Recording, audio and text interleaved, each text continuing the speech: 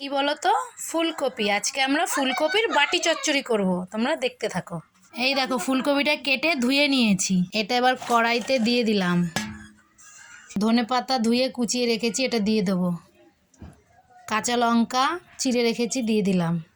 নুন দিয়ে দিলাম, হলুদ গুঁড়ো দিয়ে দিলাম, লঙ্কার গুঁড়ো দিয়ে দিলাম। এবার এই যে কাঁচা সর্ষের তেল দিয়ে দেবো। এবার এটা মেখে নেব। এই দেখো, মেখে ভালো করে এটাকে এখন চাপা ঢাকা দিয়ে রেখে দেবো।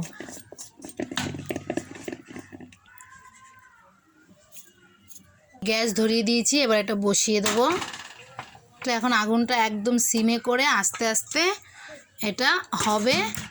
10 থেকে 20 মিনিটের মধ্যে হয়ে যাবে। এটা আস্তে আস্তে একটু মাঝে মাঝে একটু নাড়া দিয়ে দিতে হবে, তাহলেই বাটি চচ্চড়ি হয়ে যাবে। খেয়ে দেখবে, খুব টেস্টি হয়।